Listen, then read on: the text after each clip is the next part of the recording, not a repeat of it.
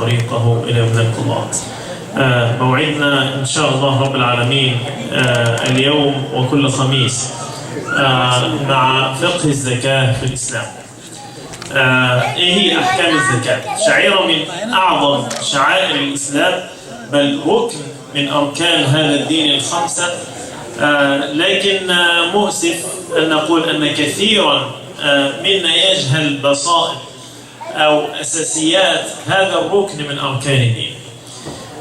ربما لكثرة احتكاكنا بغيرها من الأركان أكثر مما نحتك بالزكاة، لكن في النهاية هي ركن من أركان هذا الدين. المسلم لا يعذر في الجهل به. You might be excused not to know some details about some rules in Islam, but when it comes to one of the pillars of Islam, Zakah, you have no excuse before Allah subhanahu wa ta'ala to be ignorant about your pillar of your deen. One of the pillars of your deen that you don't know about, you're not excused for that. And of course, we can never actually cover it in those 4 days, as we are inshallah going to go every Thursday over Zakah. But we're going to inshallah try to put the basics that we have to know about Zakah, and of course that will open actually your way inshallah to continue with yourself or to seek more knowledge about this pillar of Islam inshallah rabbil alamin. فصلوا على النبي صلى الله عليه وسلم. أما نقول الزكاة، ما هي الزكاة؟ تعريف إيه الزكاة في الإسلام؟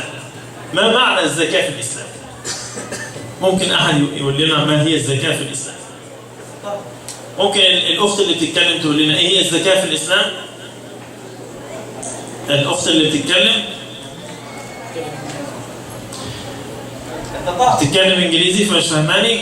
طيب, the sister who's talking, please, if you can answer my question. نعم. What's zakah in Islam?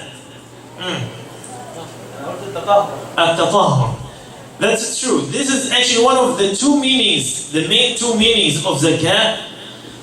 أحد معنيين أساسيين للزكاة هو الطهارة. So zakah means two things.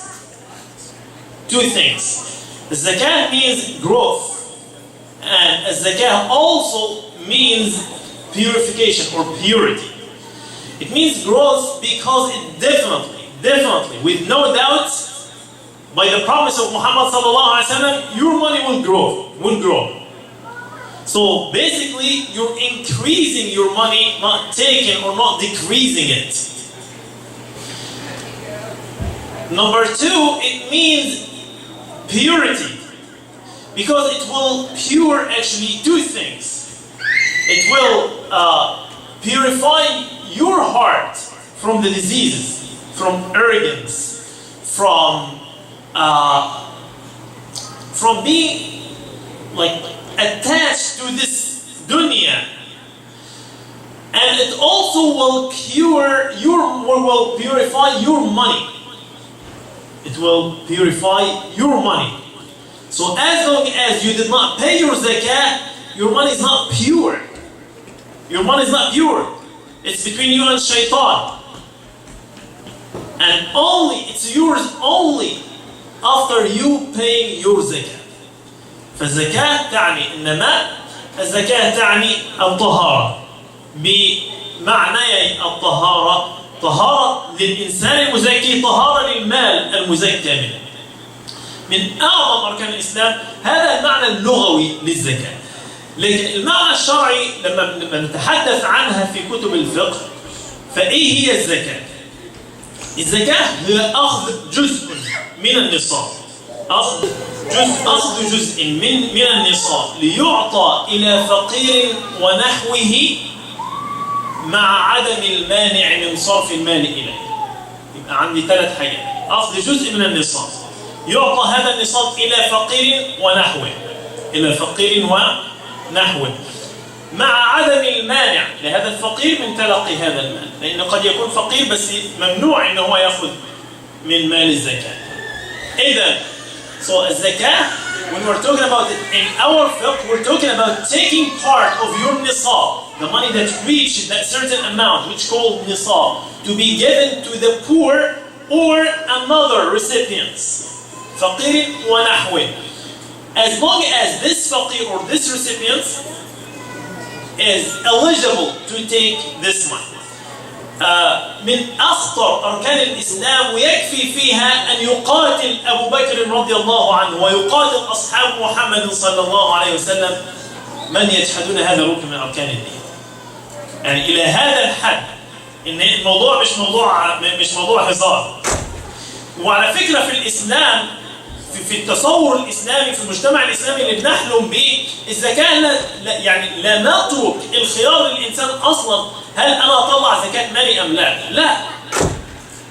ده مش أمر اختياري لك إن أنت تعطي الفقير حقه الذي وضعه الله في يدك أم لا. لا، ده مش حقك أنت أصلا، ده حق هذا الفقير. فأنت يؤخذ هذا المال منك يعني برضا أو عنوة. هذا في التصور الإسلامي. هذا النبي صلى الله عليه وسلم كان يأمر معاذ بن جبل وهو رايح كوالي على اليمن إن هو ادعوهم إلى الإسلام فإنهم أجابوك لهذا، أن يشهدوا فإنهم أجابوك لهذا، فأعلمهم أن الله قد فرض عليهم 5 صلوات. فإنهم أجابوك لهذا فأعلمهم أن الله قد فرض عليهم صدقة تؤخذ من أغنيائهم فترد على فقرائهم. العلماء في التقاطهم لهذا المعنى اللي بنتحدث عنه إن ليه نقول تتاخذ الزكاة من الغني.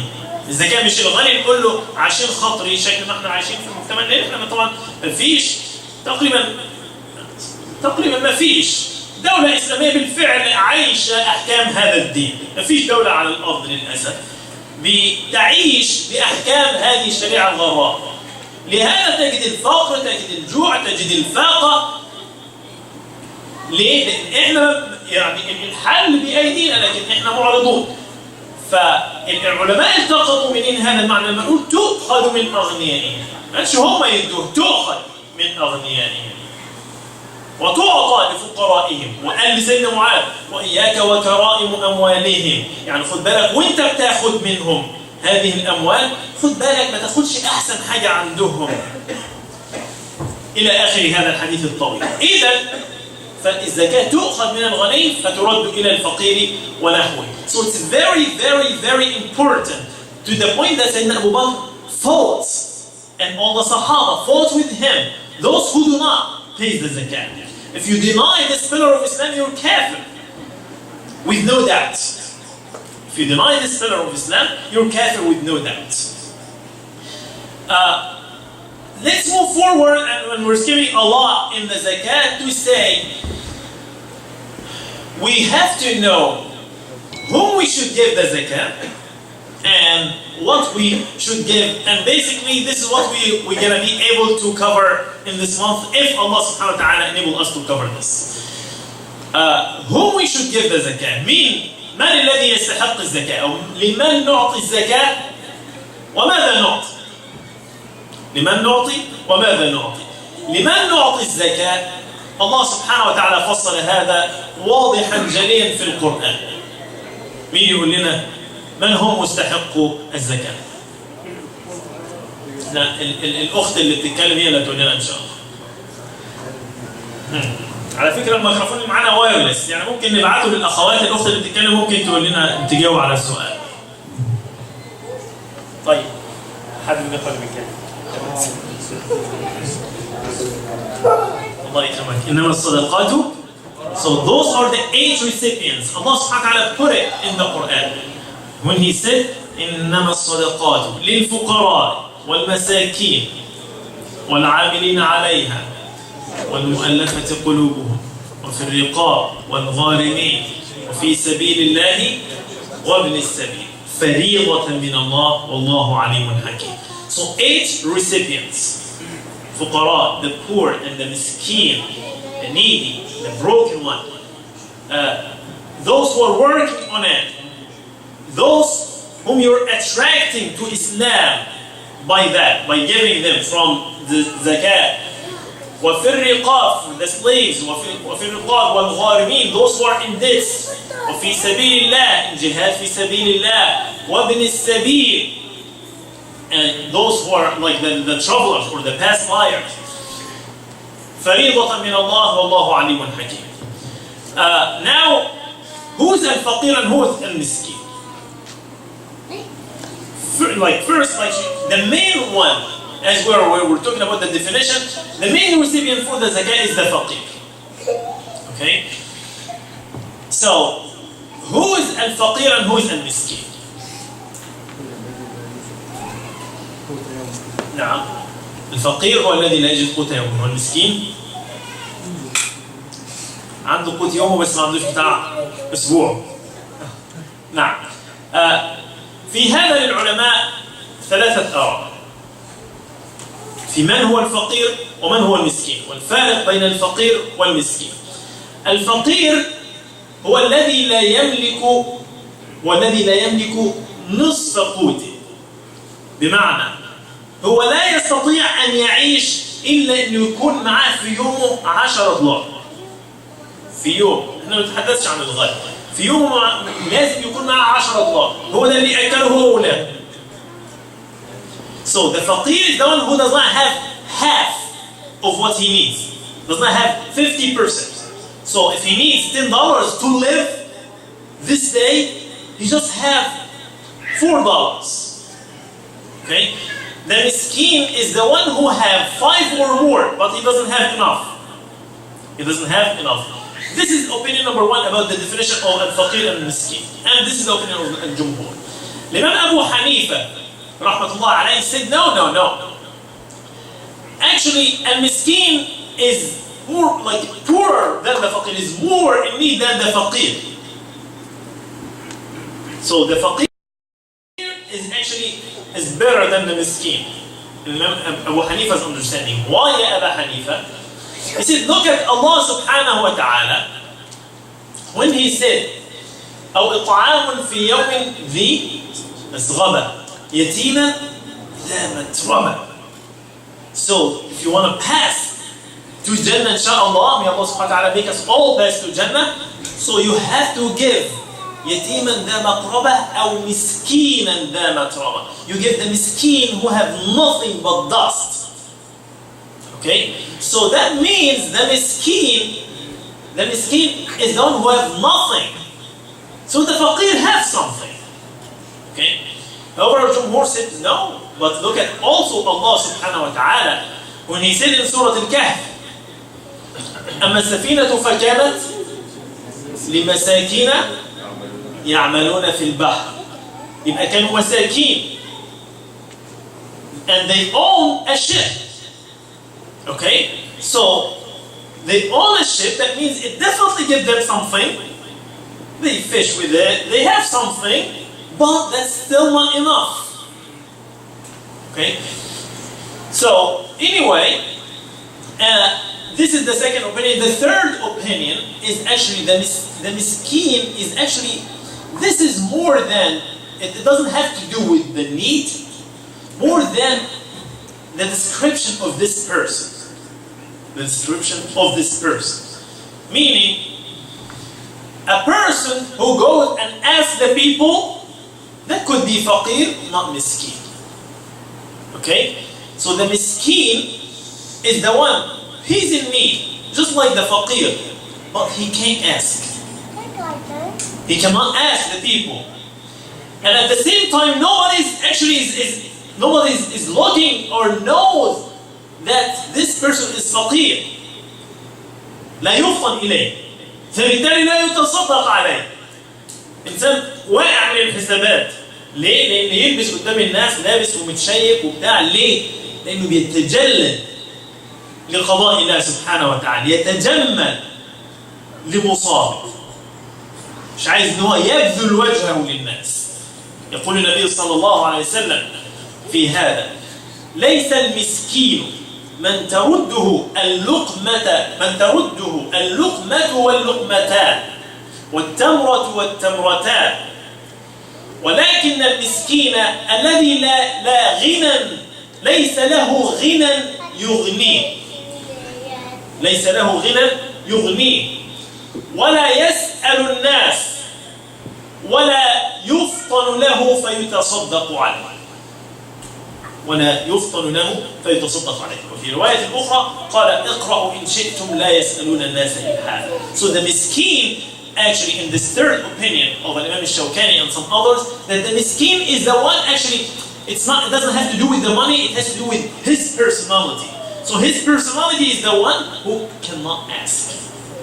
Okay, so this is not just faqir, he's faqir and miskin. So we have faqir, not miskin, we have faqir miskin.